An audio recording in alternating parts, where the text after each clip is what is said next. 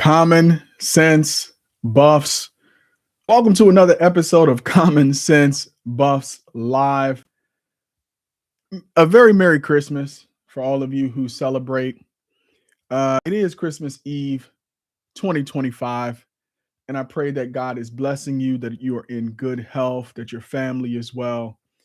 And if you happen to be going through something, I pray that through this period of difficulty, through this period of challenge, you'll find a way to navigate, that you'll get what you need in order to make it through. I wish all of you well. I don't take for granted anybody that tunes into this channel to spend some time with me talking about the Colorado Buffaloes football team.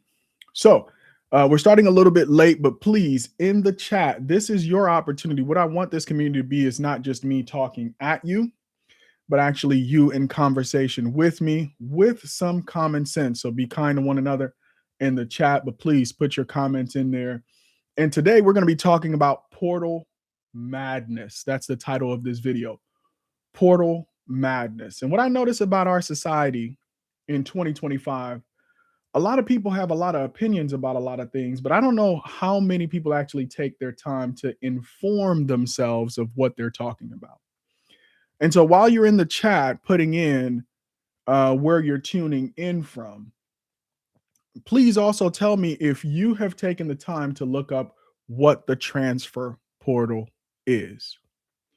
So we have this big freak out happening among Colorado Buffaloes fans. Some people call them, the kind of the legacy buffs, right? People who were here before the Prime era. People who came along once Coach Prime got the job. And some people say those people aren't really true Buffaloes fans. They are quote unquote Prime sexuals, right? Whatever Prime does, they're going to give a thumbs up, whether it's good or bad. And then those people who are purely in the chat, just looking for the disaster, right? Those are they can't stop looking at what they perceive to be an accident, or they are hoping for an accident so they can jump in the chat and give their opinions. But of all these people in all of these conversations happening, very few people are taking the time to really educate. There's a lot of people giving a lot of opinions, but there are a lot of people not really taking the time to educate the viewing audience. And if you know anything about American society, consistently we grade very, very poor when it comes to media literacy, right? We love to consume media, but what you guys have to understand is that content creators have their own agenda, right? They talk all the time about social media and the social media platforms. And there's a saying out there about technology. They say, whatever technology is free, you are the product, right? So if you think about it from a content creator standpoint, we get an opportunity to look at a lot of analytics and what people respond to. And overwhelmingly, what people respond to is negative information, right? So if I can create a headline that is sensationalized, I could draw a lot of people in. And especially since Coach Prime is pretty polarizing, Colorado Buffaloes as a program is pretty polarizing. If I put Coach Prime something negative in either the thumbnail or in the title, it's going to attract a lot of eyeballs, right? So in terms of media literacy, whenever you see a negative headline, you have to understand what the content creator is intending to do there, right or wrong. And I find that in a lot of chat rooms that I go into, a lot of live sessions that I tune into, and even some video, and video content creation requires a lot of research, I don't see a lot of education happening. All right. So my audience, the folks who are tuned into this, what I'm going to do is I'm going to take a little time to do some education. So if you're having a conversation in another chat stream, you could bring some common sense to that chat stream. All right. So today I'm going to be talking about the transfer portal, the names that are in the transfer portal, but let's talk about what the transfer portal actually is. All right. So show me some love, hit that like button so this can get out to more people who need some common sense, who would appreciate this kind of content. Go ahead and drop a like. If you're not subscribed, please subscribe. I would appreciate that. And then let's have a conversation over in the chat because I'm going to be checking that quite frequently. All right. So here's definitions, and I love definitions, right?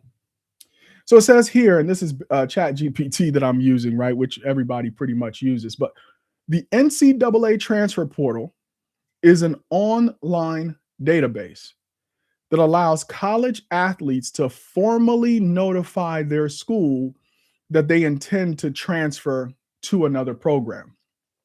A couple key words there. It's an online database, so it's something that everybody who has access to this database and publicly available information. This is where you're going to see the players, the college athletes who have formally, right? Not like I went into my coach's office and told them, hey, I'm thinking about changing schools. This is a formal notification to their school that they intend to transfer to another program. Not that they're thinking about transferring to another program, not that they're considering transferring to another program. If we are to take this definition at face value here, this definition, according to ChatGPT, says this is a formal notification to their institution that they intend, right? The intention is there to transfer to another program. Because a lot of times I see a lot of conversations around the transfer portal where people are talking about, oh, people jump in the portal and jump out and jump in the portal and you could still save them. Yeah, maybe that's the case. But if you're thinking about the decision making that anybody who is going into the transfer portal needs to make is, hey, I am formally notifying my school, my coach, my program that I intend to transfer. And here's a key part, and we talk about tampering all the time. Now, we know this was an issue before the transfer portal emerged, right? That colleges would reach out to players. But this is when it's actually supposed to happen. So once an athlete's name is in the portal, other schools are allowed to contact and recruit them. So because you're formally notifying your school that you intend to transfer, for all intents and purposes, you're saying, hey, man, I'm out the door. Once you're in the portal and you've made that formal notification to your school, other schools are allowed to contact and recruit you. Now, how many of you out there believe that schools are actually contacting athletes before they formally notify their existing program of their intent to transfer? Let's do a quick poll. All right. While you guys get in the chat, do that poll. I'm going to keep reading the definition here. Okay. So here's a breakdown and that further kind of details what this transfer portal thing is. So it's a centralized system that was created by the NCAA. It launched back in 2018. It's used by all three divisions. And because football is so popular in America, you have to also understand that it's used by all sports. So you see transfers in basketball, you see transfers in volleyball. Transfers are happening all the time, right? Across all sports and across all three divisions, Division 1, 2, and 3. Now, what it signals is that an athlete wants to explore transfer opportunities, right? This is the formal saying, I cannot get in trouble now for having a conversation with another program, looking at contracts, looking at opportunities, and really hearing out a more formal offer, okay? So here's how it works. An athlete requests entry into the transfer portal through their school's compliance office. The school must enter the athlete's name within 2 business days. So you let me know, 2 business days later, your name is going to show up in the portal. Once entered, right? Once your name is showing up in that portal, other coaches can now legally reach out. So I asked the question, how many of you believe that that is the only time, only when a player's name is in the portal, that they are somehow having conversations with coaches regarding their intentions to transfer? All right, Ron Tate, my man, haven't seen you in a long time, man. What's up? Thank you for being informative. This information will help the informed fan speak with clarity and understanding. Hey, look, listen, you only got chaos, confusion, panic when there's ignorance. And media companies feed off of ignorance, guys. Let's be clear. The feeling that you feel like, oh my God, the narrative that you're consuming about where things are going with this Colorado Buffaloes program, you have to kind of take a step back and say, okay, how many of these people really know what they're talking about or are responding in an informed way? All right. So, Ron Tate, I appreciate you appreciating what I'm trying to do here. So coaches can now have a conversation. So if you think about the Colorado Buffaloes players who are in the transfer portal, right? They are having active conversations with other schools because they've already declared to Colorado their intention to transfer. And there is no limit on how many programs that players can talk to. So imagine if you're a highly touted player in the transfer portal, you're going to have a lot of schools reaching out to you. So you may have already had conversations, informal conversations with your position coach, with your head coach about your intention, but you've now made it formal. Not knowing the inside baseball of what happens when a kid is looking to transfer out of a program, but that retention efforts would have probably already been made ahead of this person making the formal declaration. Now, I imagine that not all negotiations are happening after somebody is already in the portal. There have been horror stories of people who went into the portal not knowing where they were going to land, and they kind of languished in the portal, or they had to take a step back, or they didn't quite get the money that they thought they were worth.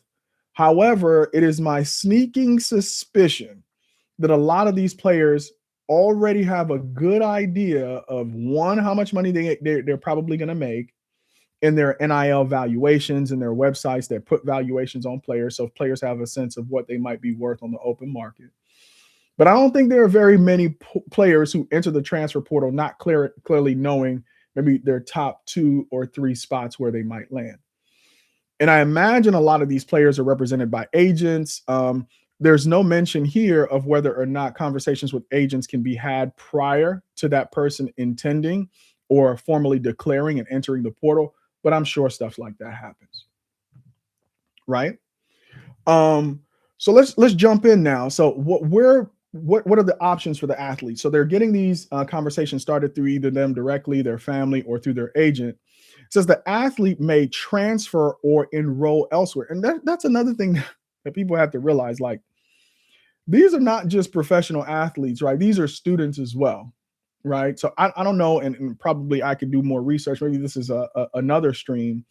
But I think one of the things that goes kind of under the radar is how academically well Colorado players are, the standard to which academically Colorado players are held. So one of the things that Coach Prime talks about all the time is that you're going to go to school. If you play for Colorado, you are going to go to school.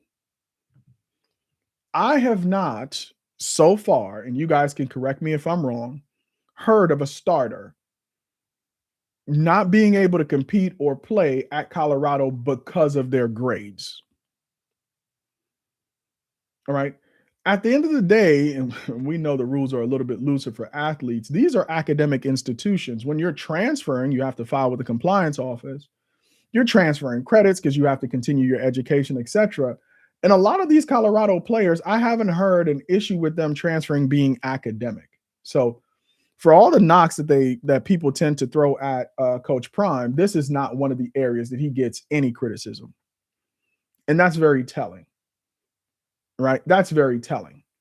So a lot of these athletes, from an academic standpoint, academics is not going to be their barrier going into a new institution.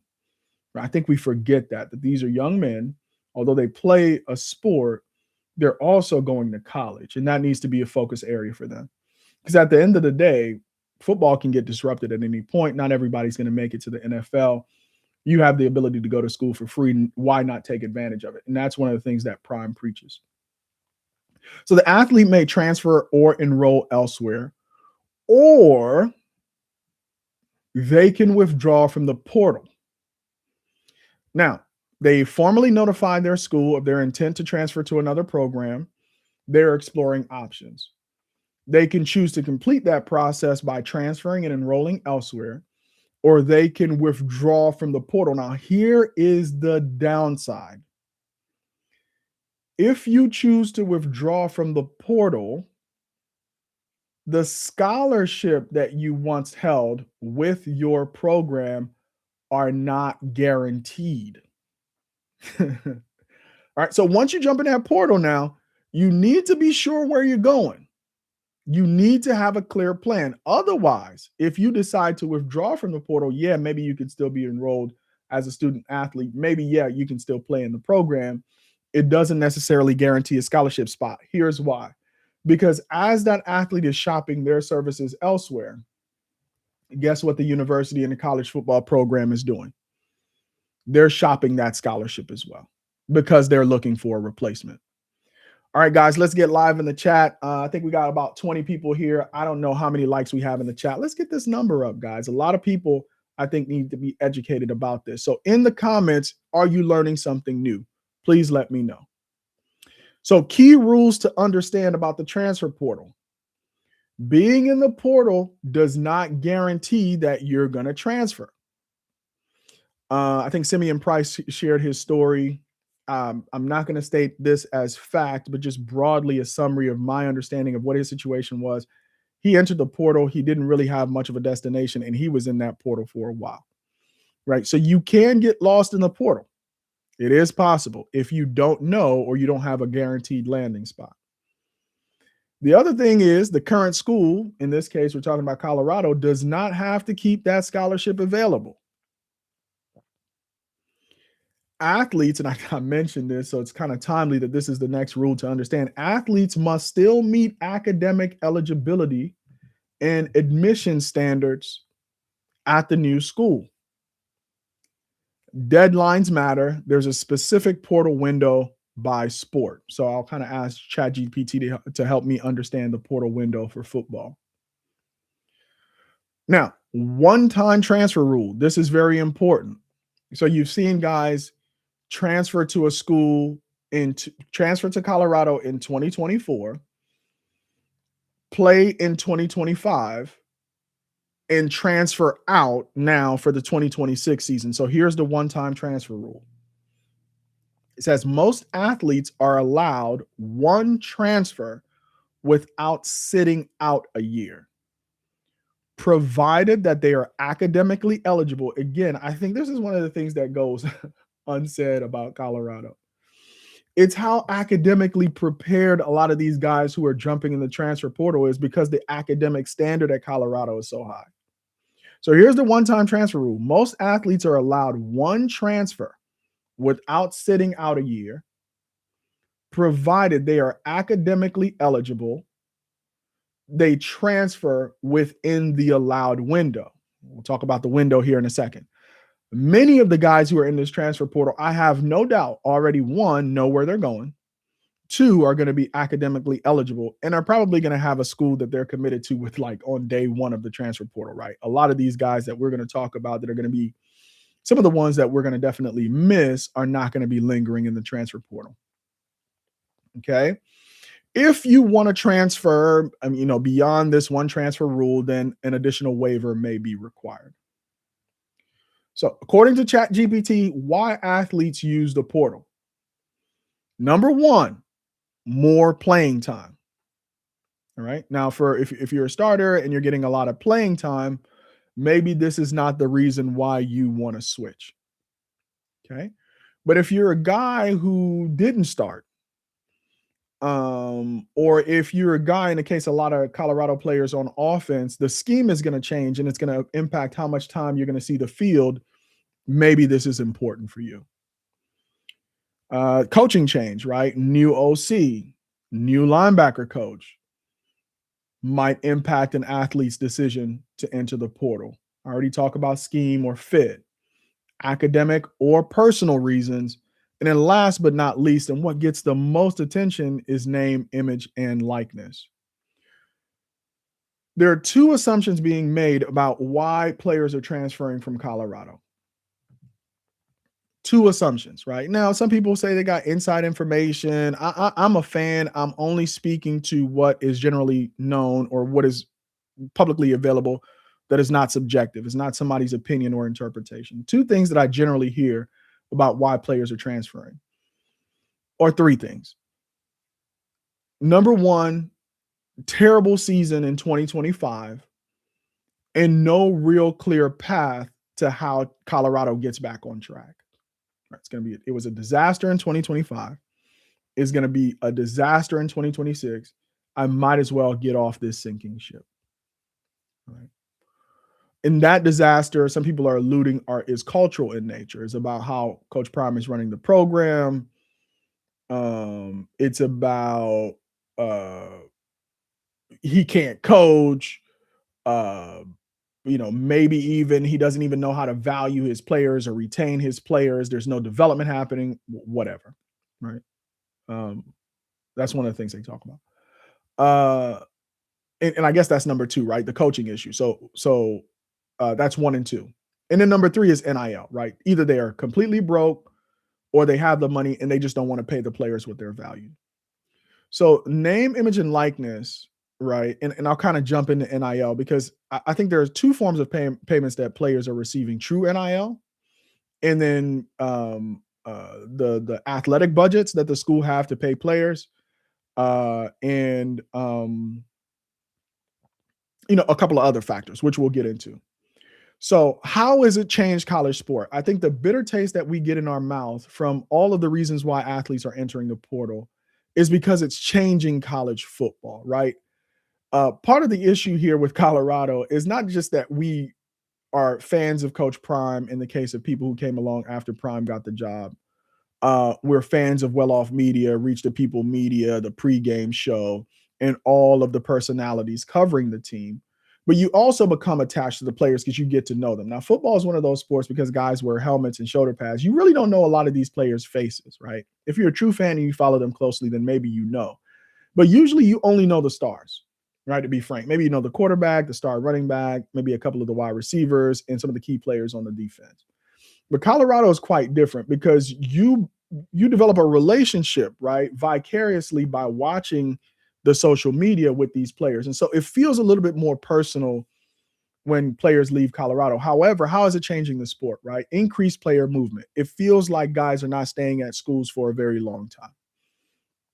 In the case of Colorado, even though this is an NCAA problem, one of the reasons why we were talking about why players might leave this issue of culture or whatever seems to be either culture or NIL seems to be more pronounced for Colorado. Like Colorado is the program, not the fact that there is now the ability to transfer every single year and the fact that NIL and teams with more money are able to pay more money. What seems to be in Colorado is all of these changes, all of this portal madness is happening because there's something fundamentally wrong with Colorado, and I think that's unfair. Now, part of the issue is not only are players jumping in the portal, but because a lot of college programs don't have a lot of patience with coaches with losing records, it seems like there's always a new job opening. And coaches aren't loyal either. In fact, coaches are just as likely to jump in the proverbial portal as players are. So you see the situation with Lane Kiffin and all of the rumors before Coach Prime signed his extension. He was going to be with Dallas. He's going to go to another program. These conversations happen all the time. So you can't really say, oh, the players aren't the ones who want to stick around all the time. There's a lot of lack of roster stability when coaches move around quite a bit. I'll give you a perfect example when it comes to high school recruiting with Colorado. Most recently, Gavin Mueller, a four-star tight end, very highly touted, was really locked in with the program. Well, the coach who recruited him, Bert Bartolone, is no longer going to be at Colorado for 2026. He took a job as the OC at Nevada. So that kid is like, well, the coach is gone that really recruited me. I really wanted to come over and work with him from a tight end's perspective. I'm going to just go elsewhere. All right. Now, another thing that the portal allows, and this is a positive for programs who had a not a great season, is that it allows for faster rebuilds, right? Because you don't have to necessarily keep the exact same roster. Maybe you make some high school additions because you're not forced to keep the roster that you may have had a losing season with. A lot of teams are using the transfer portal to do these faster rebuilds, right? And I think that's what's happening at Colorado. It's really a two-way street. It's players who feel like, hey, I need more playing time. The coaching changes are a little bit much for me. This is not a good scheme fit. I can go elsewhere and get more money. Just the same as they're leaving, the coaches are also doing evaluations and saying, hey, we can't go 3-9 again. Is this the roster that we think we can turn this thing around with, or can we go to the transfer portal? Prime was kind of maligned for that when he first took the job at Colorado for using the transfer portal. Now, a lot of coaches are doing it and they're not getting the same criticism. And this is especially pronounced now in major college football and basketball at the Power Four schools. All right. So, did you guys find that conversation interesting, informative?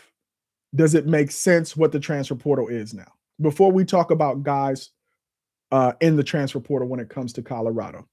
All right, we got another comment from PBE777. Oh, you feeling lucky, huh? Triple sevens? It's not fair.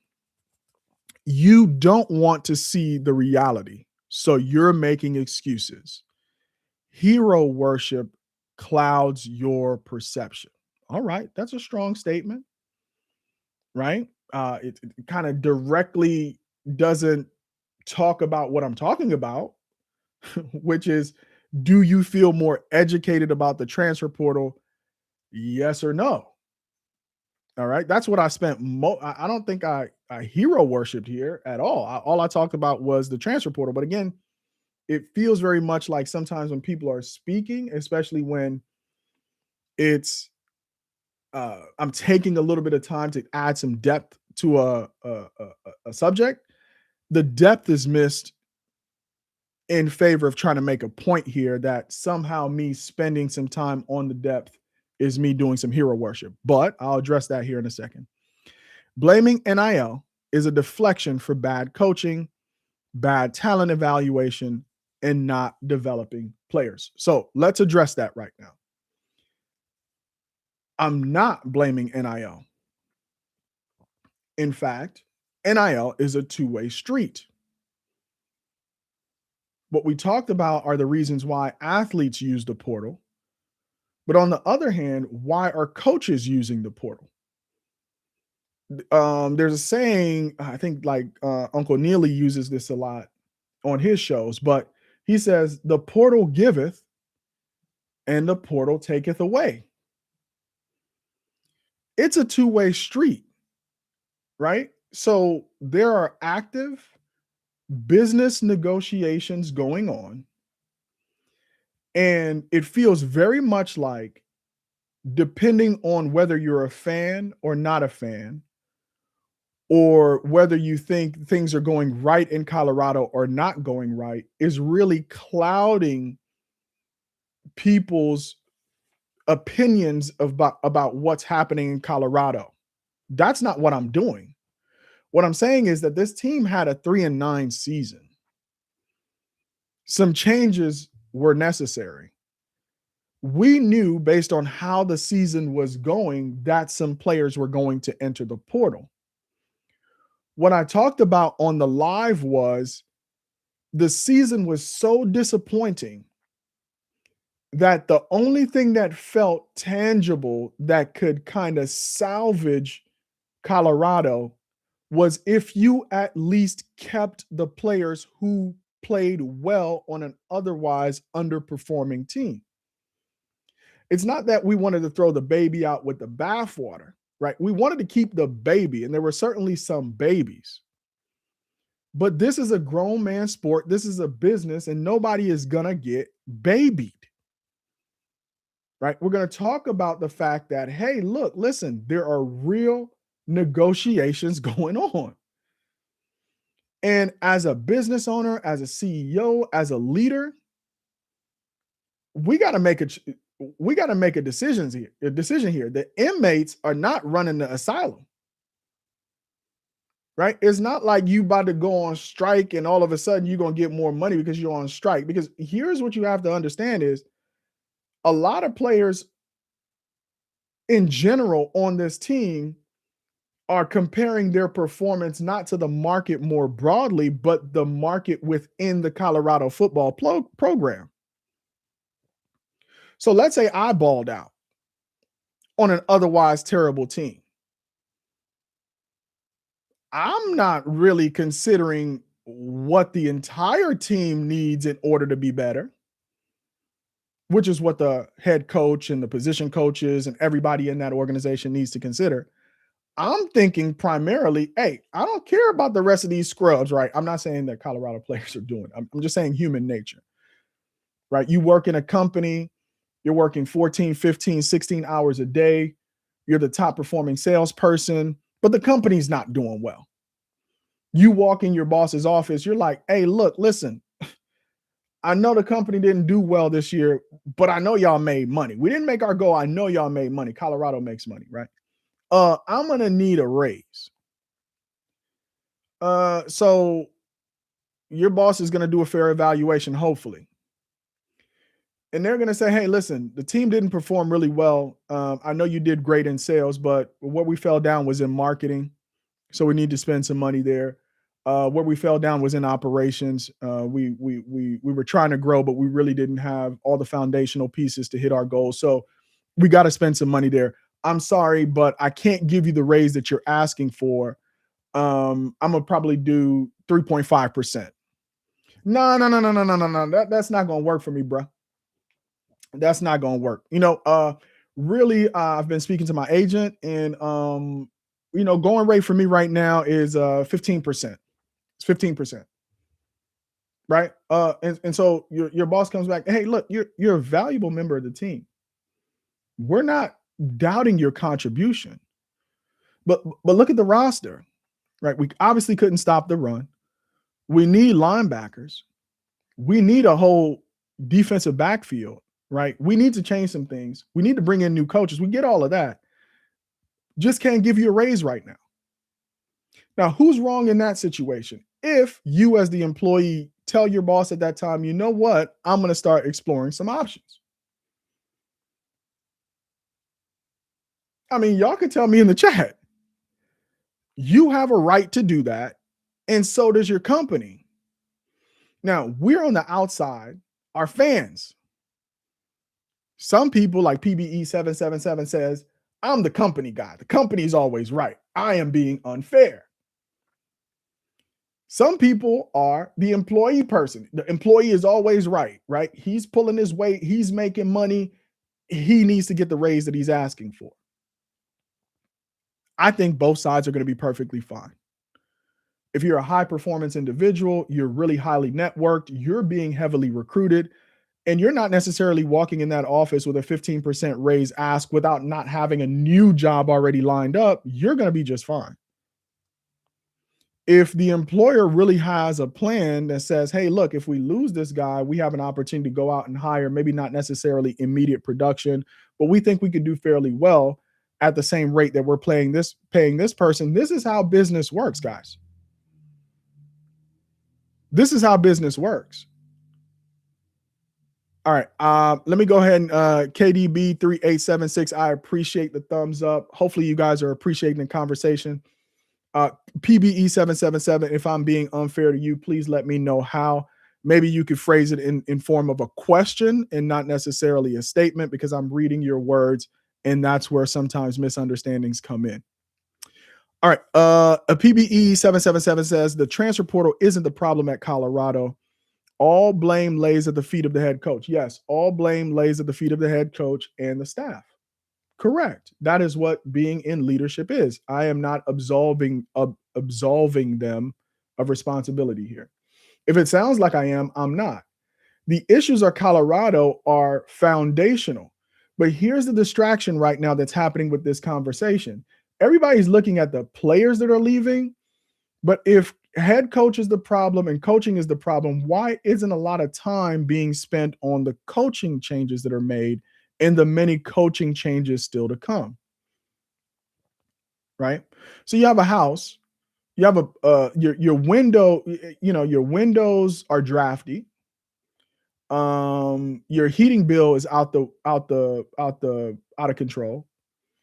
And so you could go change the windows, you could try to put in insulation, but if the core reason why your windows are drafty is the foundation, as PBE is saying, then you have to address the foundation. And I think the very first thing, because we can't get portal announcements right now, to kind of answer PBE's point, is that we have to focus on the coaching changes. So we could lament what is happening in the transfer portal from players. And the point I was trying to make is the only real way that fans are seeing that this season can be salvaged is to at least had held on to the players who played well in 2025, right? Now, if you have a losing season, according to PBE, your coaching is bad or your head coach can't coach at all, and you can't retain even the players that play well. Oh man, it's all over with. He might as well just get fired. Let's tune in and watch another team.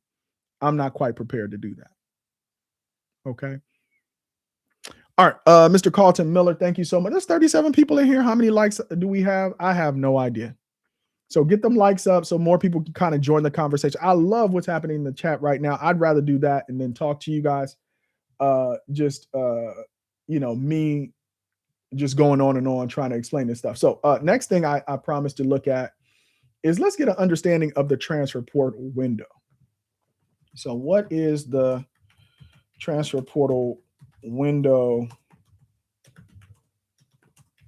for college football? All right. So while ChatGPT does that, I'm going to continue answering some of your questions and then I'll come back to you guys. I appreciate the likes, guys. I appreciate the likes. Hopefully, PBE, I'm not being unfair. I'm doing my best to respond. Conversation is important. This is a no judgment zone. Listen before responding and keep an open mind. Coach Prime and CU failed. Okay. Again, man, I'm watching me because I can see myself, but maybe I'm coming off as being judgmental or maybe not being open-minded, but you guys can help me understand. CP and CU failed. Yes, they failed. The record is there. I'm not saying that they didn't have a bad season. The question I'm asking is, are they going to be able to make the moves necessary to address the issues that are longstanding? We knew that, at least I knew early on, that Pat Shurmur was not going to be the OC that this team needed in order to be successful. Did Coach Prime take too long to make that change? Yes. But that's my personal opinion. Okay. That's my personal opinion. What else? Am I 100% sold on how much media access the general public has to the program? No. However, that is a highly edited thing, right? We only see in part, right?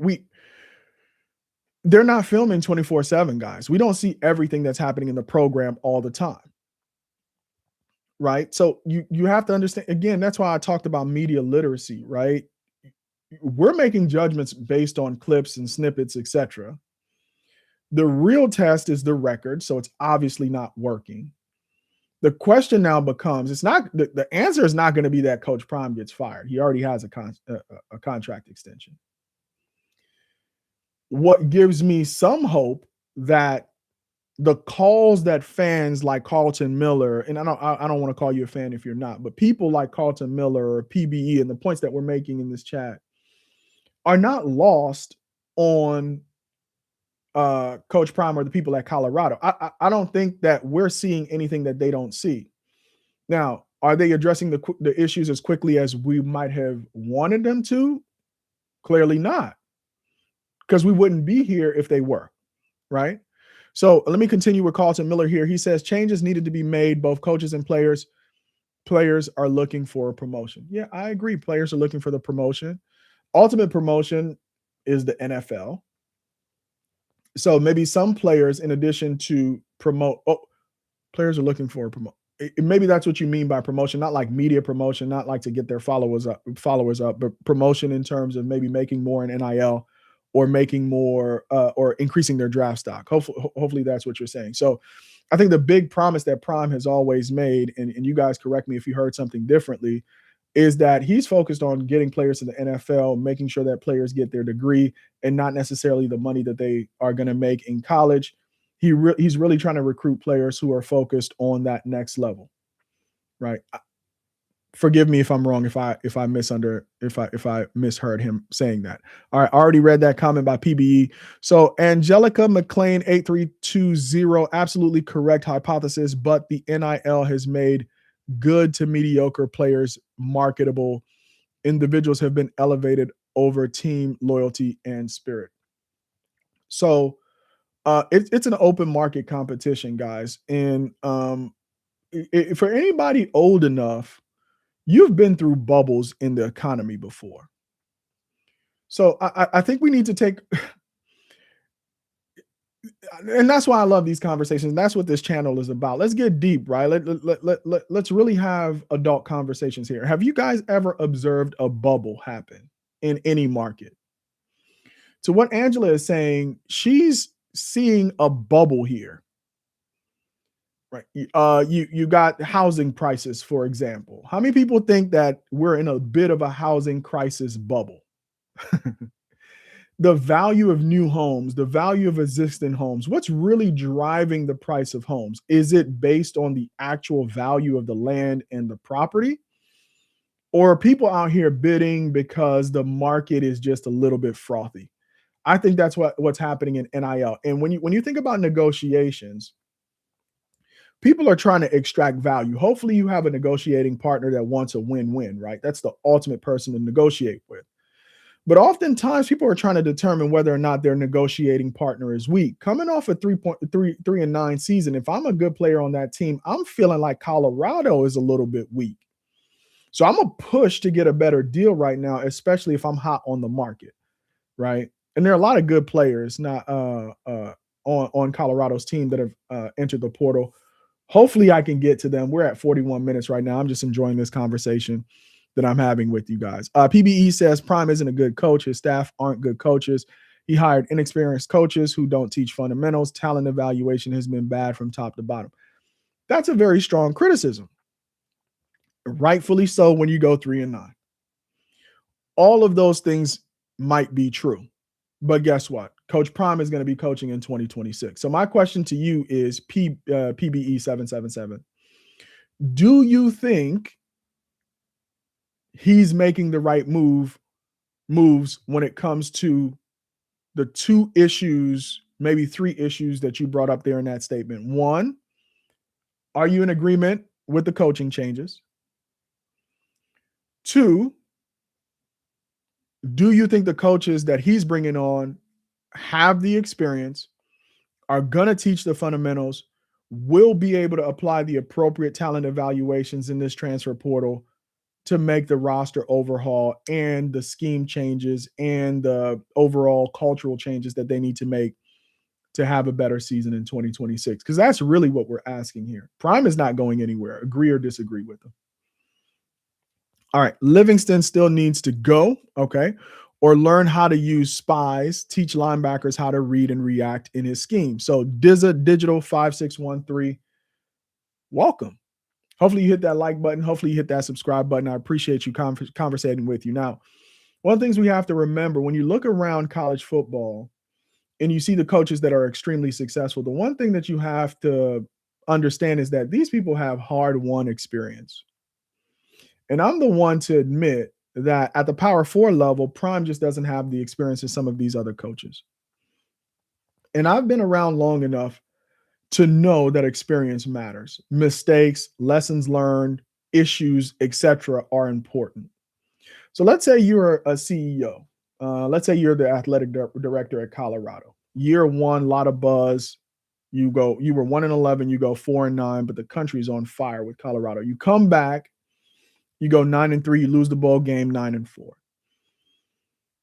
Then you come back, you go 3-9.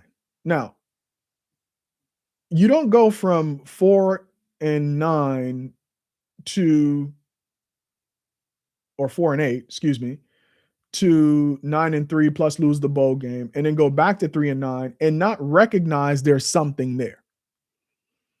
So for people who are saying, no, there's absolutely no way he can coach, essentially what you're saying is that the real Coach Prime is the 4-8, 3-9 Coach Prime. The anomaly is the 9-3 Coach Prime.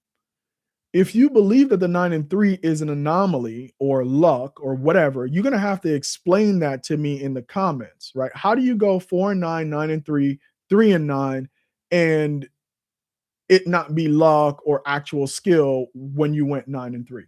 Talk to me about that. All right. Now, the good thing here is regarding Coach Livingston. They brought in Chris Marv, who's the new linebacker coach and former defensive coordinator at Virginia Tech. What I started to say is about experience, guys. You guys know you've messed up in your life. let's keep it real. It's real easy to criticize other people. I can sit here and do it all day. But if I was to examine your life, have you made mistakes? Are you the best in your chosen vocation? Do you still have lessons that you need to learn in your chosen vocation? I might look younger, but I got an old soul. And there's an old saying that goes, for every one finger you point at somebody, you got three of them pointing back at you. Let's bring you personally, because this is not just about Colorado. This is about us as people and the conversations that we tend to have about other people and their performance. Are you number one in your industry? Or if you're at a high level in your industry, maybe not number one, you're one of the top performers. How long did it take you to get to top performance? I agree with the fact that Livingston, he needs more experience. Being a defensive coordinator is not easy, and it's not going to be easy at the Power 4 level, because guess what? Everybody's good. The other coaches in the Big 12 would not have their jobs if they weren't good. They're not coming to Colorado to just lay down. In fact, and some people thought that this was an exaggeration, for a lot of these teams, Colorado is their Super Bowl or bowl game, etc. A lot of people get up. They get excited to play Colorado. They get excited to beat Colorado, right? A lot of people want to do the prime dance in Colorado. Livingston needed some help. Coach Prime gave him the help. Why? He's under contract. He ain't going nowhere. Not going to fire him and buy out his contract. Here's why. Because Prime, as a leader, understands that you don't coach a defense that goes 9-3 and all of a sudden forget how to coach, but you might need some help. So Chris Marv is that hire that I believe, with his defensive coordinator experience, that it's going to be somewhat of a two-headed monster. All right, Carlton Miller. CU has lost 16 to 17 players, third in the Big 12. Who's number 1 and 2? Carlton, can you let me know who 1 and 2 are? 4 teams behind them lost up to 12 players. How many impact players has CU lost? 4 to 5. IMO. What does that mean? In my opinion. Okay, so let's look at the people for Colorado in the transfer report. Are you guys have Merry Christmas, guys? Hopefully you have been nice this year. Hopefully you have not been naughty, and Santa Claus is going to be very, very good to you. Hopefully you're being generous this year. That God has blessed you in a way with good health, a sound mind, and a little bit of money in your pocket where you're being generous. You know, if you're married or you have a significant other, hopefully when they open their gift under the tree, right? Since, you know, we got comments, you know, we're going to do a play-by-play of your gift giving tomorrow morning and hold you accountable, right? So hopefully you're being generous. If you need to do some last minute shopping because them gifts ain't hitting like they should be, please do that and be generous with your family. That's the thing that really matters, right? We're having fun on this stream, but Christmas is all about family. So show your family some love tomorrow. Hopefully you guys are going to have a very happy holiday.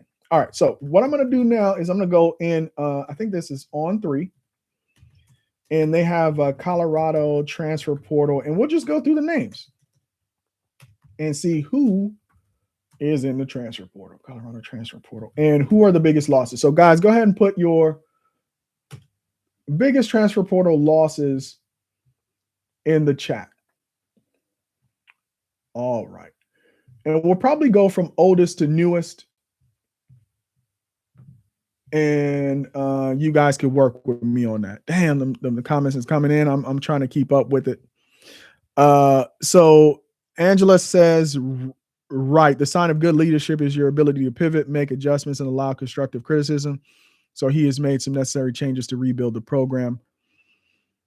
How often are you on to cover CU football? Man, listen, I was on quite a bit. I stepped back because I had some work opportunities I needed to prioritize, but I'm trying to do my best to get back in.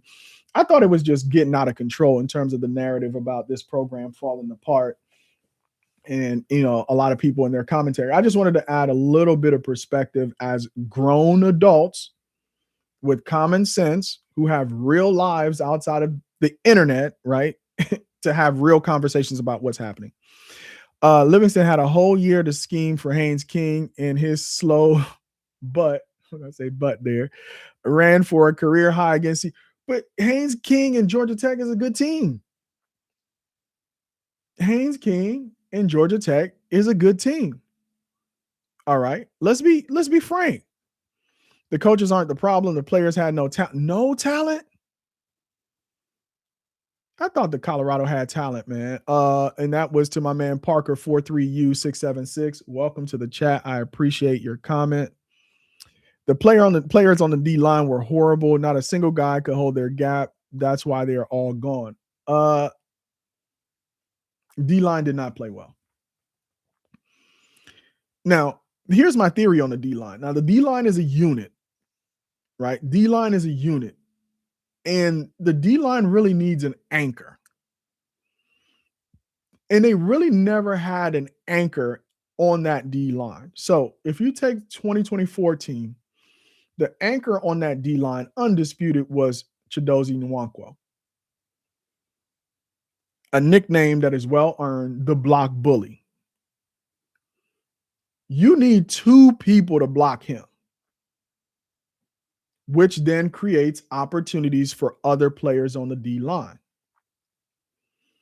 What was supposed to happen on that D line was Jaheim Otis was supposed to be that guy. And if you are not disruptive up the middle in the run game, in the pass game, if you're not getting push up front, there weren't other players on that D line who could play that Chidozie Nwankwo role. Not only because they weren't those types of players, had the physical skill, they just didn't have the mentality, which is another thing we got to talk about, is the mentality of the team. So I don't know if you guys are followers of Well Off, but Well Off had a video where Chidozie went back and spoke with the team, and his immediate reaction to watching them practice was, "You guys are soft." So there's a lot for talent, but in football is another thing for mentality as well. And Chidozie said it himself. You guys are soft. You're letting Ron Coleman, the 4th, 5th, 6th string wide receiver / running back, run all over y'all in practice. So to the person who made the point about Haynes King being slow, Ron Coleman was running on him in practice. All right. So let's talk about impact players in the transfer portal. Let's start from oldest to newest. I appreciate you guys being in the chat. Go ahead and hit that like button. Can we get your boy to 500 subscribers? That'd be a nice Christmas gift. There's enough of y'all on this chat to do that. All right. Terrence Love, Jr., 6'2", 195 pounds, out of Fairborn, Georgia. He was a 4-star coming out of high school. He's currently doesn't have any stars in the transfer portal. Decided to transfer. Not an impact player, in my personal opinion. I think he had some opportunities. Speaking of opportunities in the Georgia Tech game, one of the plays that's absolutely etched in my mind for 2025 is that Terrence Love had a chance to make that tackle, in my opinion, game-saving tackle that Haynes King broke and broke the game open. So I don't think there's a massive loss there. I think that's more of, and this is no knock on any of these. I'm not trying to downplay any. I can't do what they do. All right. But I'm just remembering kind of some of these guys and the roles that they played on the team. So Terrence Love, best of luck to him. I hope he gets a lot of opportunities to play elsewhere. But I wouldn't necessarily consider this a player that the team is going to fundamentally miss. Maybe more of a depth piece, but I don't think it's going to be a massive loss for Colorado. Next up, Mantrez Walker, freshman, 5'11", 220 pounds, out of Buford, Georgia, 3-star linebacker, also has a 3-star in the transfer portal. I don't know. What do you guys think about the transfer of Mantrez Walker? Right. Mantrez Walker is a freshman linebacker. We lost a lot of depth in that linebacker room with the seniors leaving. Martavius French, Reggie Hughes, Jeremiah Brown, and now you lose a freshman linebacker. But Colorado has some pretty solid linebackers coming in their freshman class. Tion Parks, who was part of the cornerback carousel, right, as they were trying to find answers for who was going to replace Travis Hunter opposite DJ McKinney. Tion Parks and most of the cornerbacks who played outside of Ivan Yates were very spotty. He was a no-star recruit coming out of high school. He currently has a 3-star rating in the transfer portal. He's out of Detroit, Michigan. Do you guys really see that as a huge loss? Well, you're losing some depth. You're losing some depth at cornerback, which you need desperately. So interested to see how they add some depth in the transfer portal. All right, hopefully you guys are having fun, man. I'm tired. I need some water, man. I'm dehydrated. But I appreciate you guys hanging in there with me and having this conversation with me. Noah King, a highly touted freshman out of Fairfield, Ohio, 4-star out of high school, 3-star currently in the transfer portal. Just never really got any playing time. I'm guessing, I mean, the 4 players that I've named so far, I don't think we have issues around NIL. You could speculate and say it's about lack of coaching, but I think for these 4 players right now, Noah King, Tion Parks, Mantrez Walker, and Terrence Love, is more of an issue of they're going elsewhere so they can play. All right. So that's 4 out of however many players we're going to go through. Okay. This is just being objective here. You guys can share your opinion if you think I'm being objective or not. Dizza Digital says CU had great talent. They were in almost every game with key injuries. Livingston and Shermer hurt the team. Okay. I agree with Shermer. Livingston, I think he was over reliant on man defense for a team that couldn't stop the run. So yeah, they both need to take responsibility there. PBE 777 says Prime is a motivational speaker, not a coach. Empty rhetoric, doesn't win games, and doesn't earn blind support. We shall agree to disagree, but do so agreeably. I appreciate that, man. Prime is the problem, not the answer. Okay. I think 2026 is the litmus test, guys. What he does in this transfer portal, what they do in terms of the spring, and how they perform in 2026 is really going to be the judgment. I think this is at the point where you've had 3 seasons, you're going into season number 4, and this is the judgment season, right?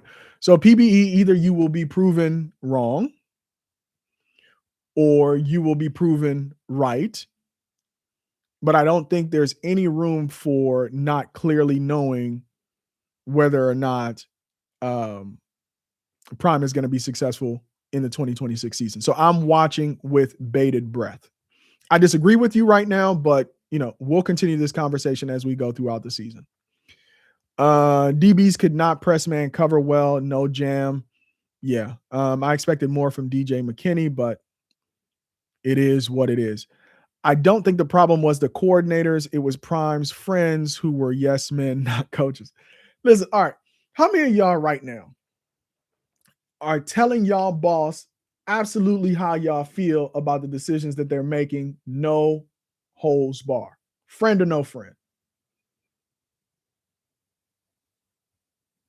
How many of y'all are walking into your boss's office and telling them exactly how you feel about the decisions that they're making, right, wrong, or indifferently? I just want to know.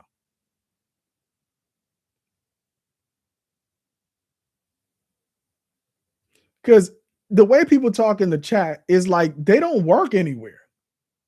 Or maybe they own the business and their employees can just walk in anytime they want and tell them how they're doing. How many people in the chat are walking into their boss's office and telling them whether they're doing a good job or not, and in the areas where they're doing a good job, what they need to do to fix it? I really want to know. What planet do we live on? You talking about yes man? So does that make you a yes man because you're not walking into the CEO of your company's office and telling them about how they're running the warehouse, or how the sales are running, or how marketing is running, or I don't like this ad? How many of y'all are going into y'all's boss's office and doing that? I want to know in the chat.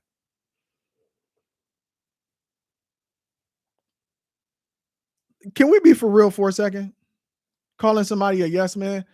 Listen, when that it's Christmas time, you a yes man right now.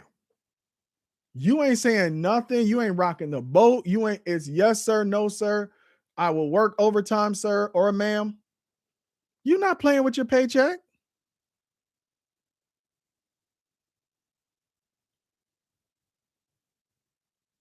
All right, maybe I'm being a little bit extreme. That's what niche. You're welcome here, man. But sometimes I just gotta press the issue, guys. I gotta press the issue a little bit about the accountability that we hold other people to, but we know it don't work like that in the real world, man. When you got a boss, even though you might not agree with everything they do, you gotta pick and choose, right? You gotta pick and choose. You gotta be smart, right? And the boss ultimately decides, what they're gonna do. All right. So what's niche? I'm gonna respect you on that, man. I respect your opinion. I'm not trying to misrepresent what you're saying or misinterpret. So let me keep reading. The tight end that went to ASU said the tight end coaches showed them YouTube videos on techniques. Listen, have you ever have two friends that are like you're part of a couples group, right? So I'm part of a couple of couples groups. Number one rule when it comes to couples, hey, we don't say nothing when they're fighting. Why do you think that's a rule? If you got a friend and his wife and they get into an argument,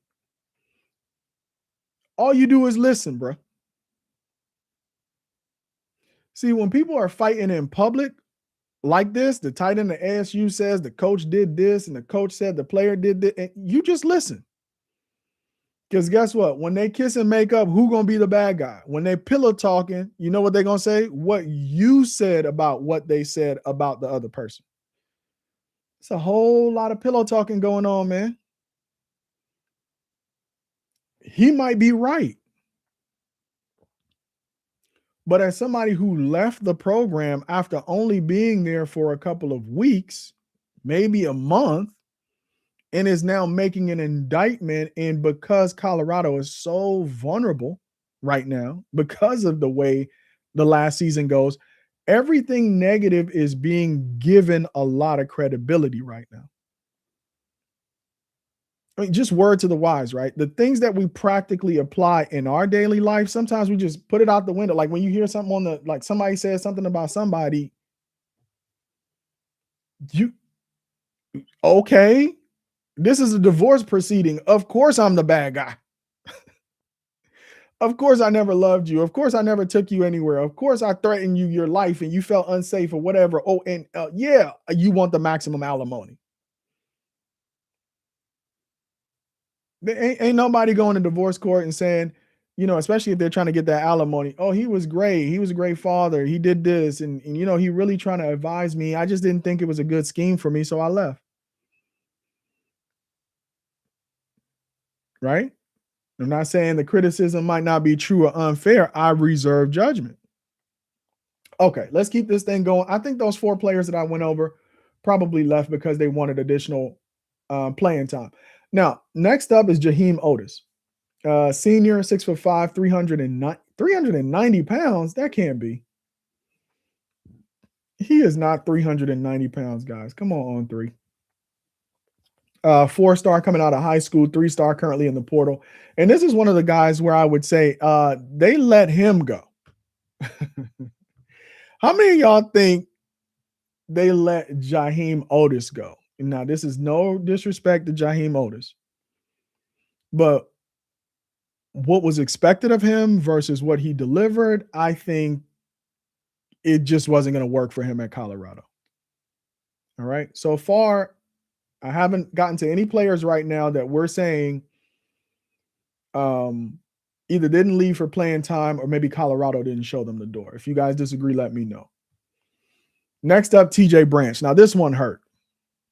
When people were saying early on that TJ Branch was out, this is one of the first. This is my favorite recruit of 2025 on the defensive side of the ball, TJ Branch. I think it's a massive loss, and I'm only saying that based on how he played in the spring and during the spring game. Out of Miami, Florida, 3-star prospect, 3-star in the funnel, in the portal, excuse me. He's one of those freshmen in the safety room I would have loved to keep. So that one really hurt me. Otis was not what he got paid for. Bust. All right. So let me talk about another thing about real life, right? This is why it's dangerous to know what your colleagues make. And it's one of the unintended consequences of the transfer portal. Because, depending on what a guy drives, what kind of chain he has, what kind of grill he has, what kind of trips he's taking, how much money he's spending at the bar. Is he buying lunches? Is he flying companions out and things like that? You can get a pretty good idea of how much a guy makes, which is why in corporate America, HR is very, very sensitive to people sharing what they make. It's not good for the locker room. Because if you're getting paid a lot of money and you are not performing, guess what's going to happen for the players who are performing when it comes to their negotiation? You paying this dude X number of dollars and he's sitting on the bench not doing anything, and I'm playing. I need a raise right now. It's called pocket watching. Right? It's called pocket watching. A lot of pocket watching going on in locker rooms around the country. And that might encourage guys who are playing well to negotiate pretty hard. Because if you're going to keep this guy, you're going to pay me. Because I know I'm definitely better than him. All right, another one that hurt, Omarion Miller. Now, this is a mix, in my personal opinion, of fit with the scheme, right? I think when he did the math, Omarion maybe came away thinking that he was going to get fewer targets. Right? I also think with the way that Omarion played in 2025, he was probably getting some eye-popping offers in what he would be able to make if he transferred. So I think for Omarion, it was the perfect combination between, hey, I'm justified in transferring because this is not a good scheme fit for me. And in addition, I'm going to go somewhere else and be paid market rate for my services. So this was another one that hurt. But if you do it through the lens of scheme, maybe he just wasn't going to be that number one receiver in this scheme. So it definitely is a loss for Colorado. One, culturally, because this is a guy who's been there 3 years. Two, you have a lot of production to replace. But three, maybe it might be mutual from what they're looking for from a number one wide receiver.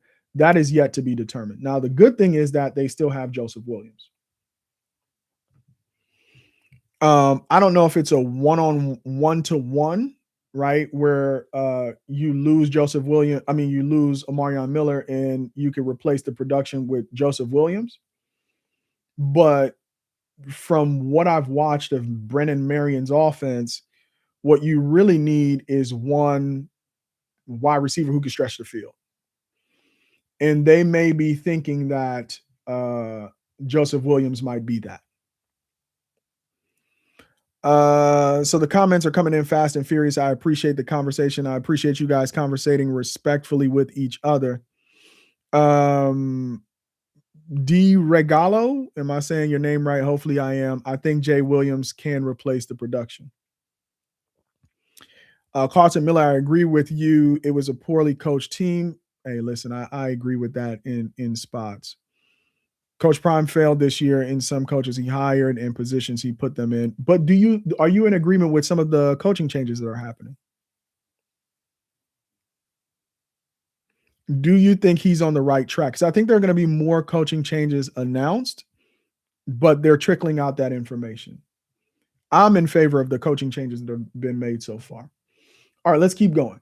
Taufik Byard. Now, this one, I got to admit, guys, I kind of panicked before I calmed myself down. When I saw O. Miller and Taufik Byard hit the transfer portal on the same day, I'm like, wait. Something must be going on here. Because talk about heart and soul of the defense, that was who Taufik Byard was. Or, yeah, it was, because he's in the transfer portal now. He reminded me of Cam Silman-Craig. And whatever happened behind the scenes,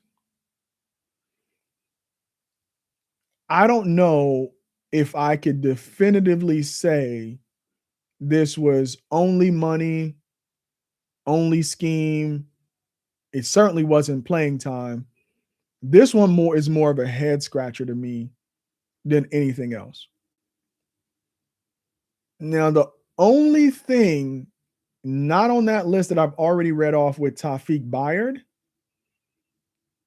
is that they may be getting somebody in the transfer portal that might shock us. That's the only conclusion I can draw. Right? Because now I'm out of my business mind. I'm more now into my emotions as a fan and saying the panic wouldn't have reached the fever pitch if Tawfiq Bayard was still there. Right? I mean, you guys tell me what you think. I think that's where things kind of spiraled out of control is when people saw Bayard in the transfer portal. De Regala said, I think it was good for Bayard to go. I think he's going to be fine. I'm not sure if Coach Marion doesn't bring his guys in the offensive side. I would be concerned. I like bringing in Coach Marv, former Virginia Tech D coordinator. Can't pay one guy $500K when you got to replace 60 players. So that's if it's purely financial. I think, I don't want to just put it on money there. Maybe Boo Carter's coming in and you're going to pay. But Boo Carter, I think his NIL is like more than 500,000. Spot on comparison, replacing him with Boo Carter. Okay. You got some inside information. Jaylene 99, welcome to the chat. Great to see you. Boo Carter watch. Are we on Boo Carter watch? They were both tampered with and probably influenced by outsiders. Yeah, I get that, but this is a business.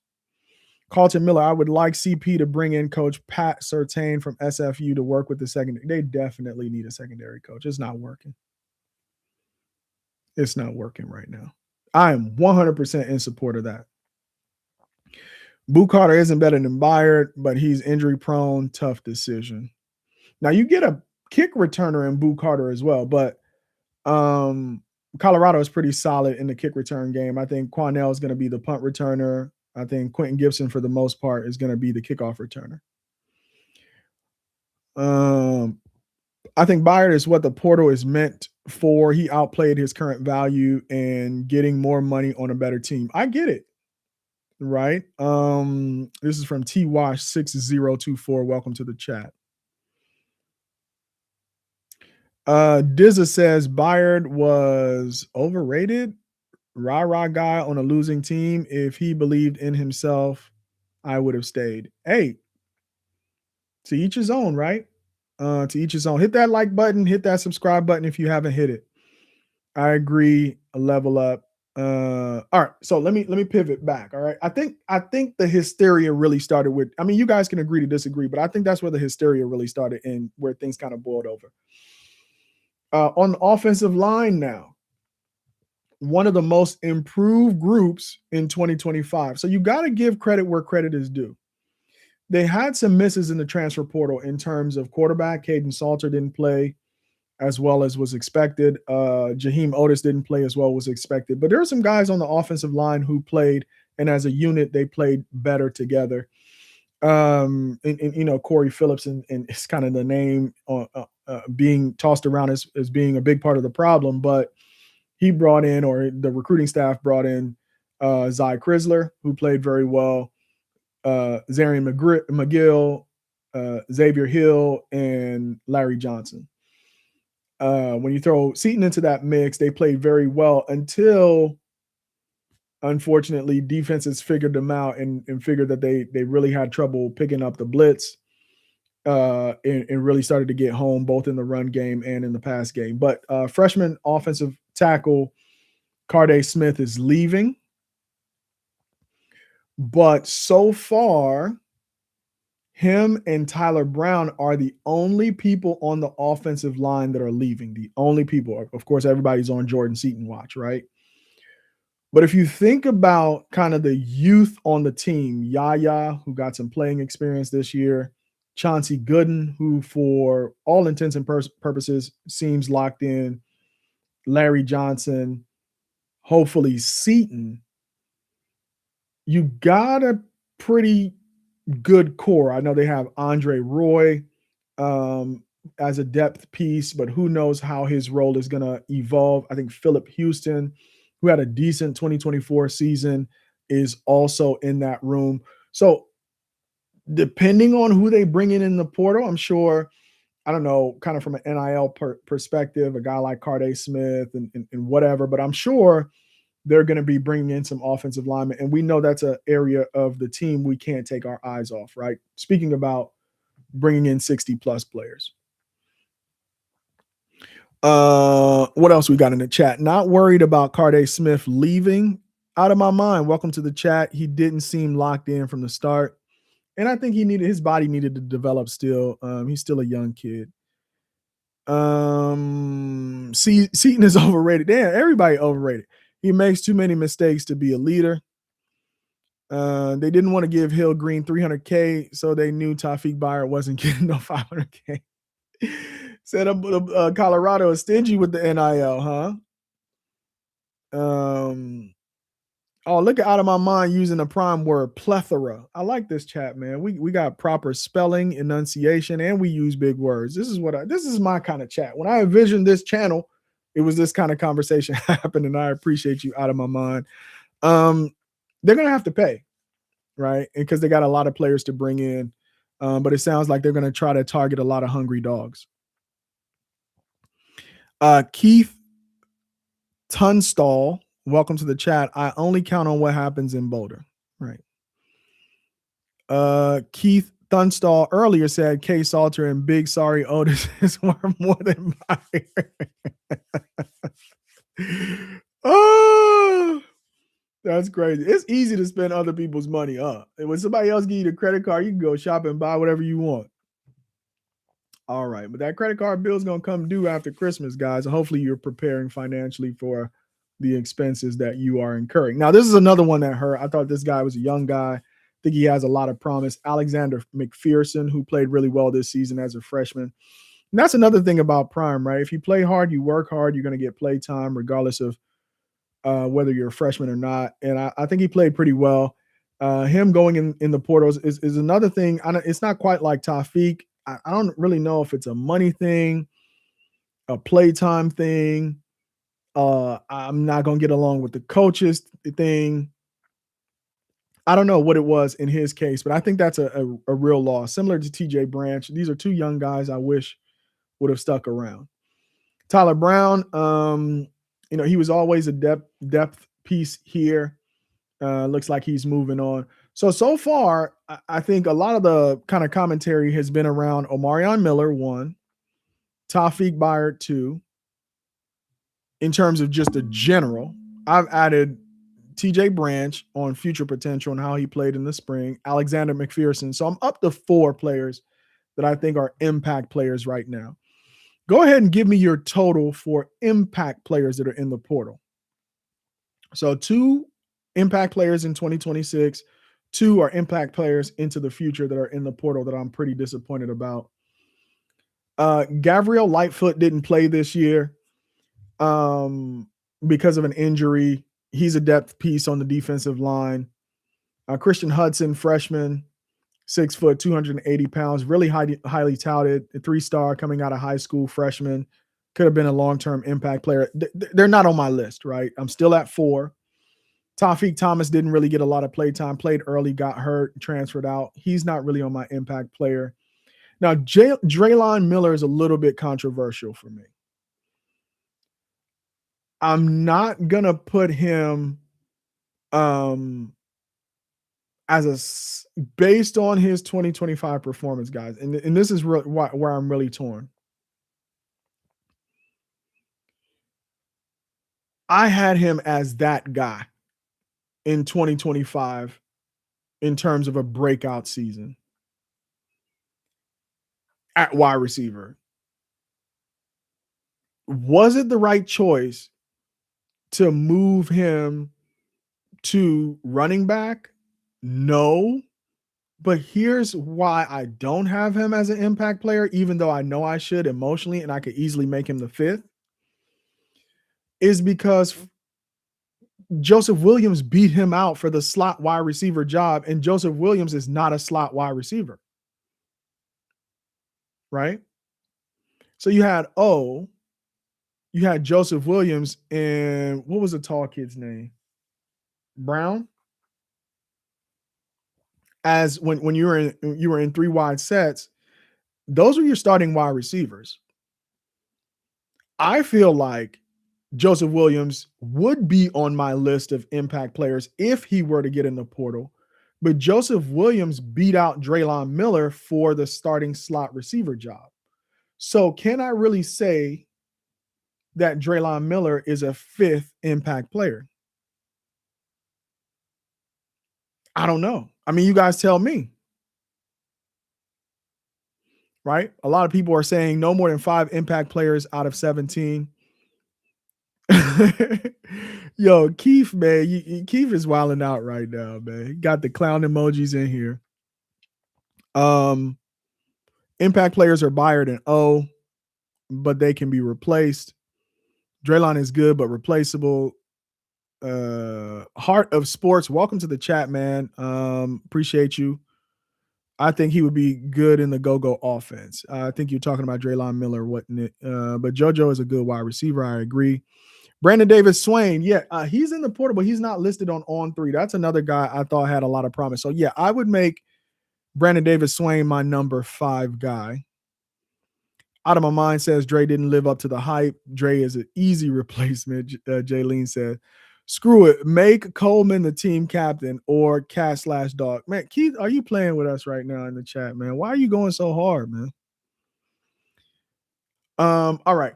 So we're almost wrapped up here, and a lot of players, a lot of hand wringing, a lot of catastrophizing. And yet, when I counted up, I got 4 and a possible 5. Let's call it 5 with BDS. Next up is Sean Myers, who I thought played well. I didn't like some of the comments that Prime made about him in a press conference, but he's got an extra year of eligibility and is now in the portal. I don't think he's the solution at linebacker. And Slaughter, although he got off to a slow start to the season, he had opportunities to play. He didn't play that well, in my opinion, early in the season. Started to come on late in the season, is also in the portal. So if you have Byard, starting safety, John Slaughter, starting safety towards the end of the year, kind of splitting time with Ben Finiseth, both out. Are we thinking that we have some pretty solid safeties identified through the transfer portal to come in and shore up that back end of the Colorado defense? Don't know. But I know the time is far spent. I thought I was going to be here for an hour. I've been here for an hour and 22 minutes. Seems like you guys are enjoying the conversation, enjoying the chat.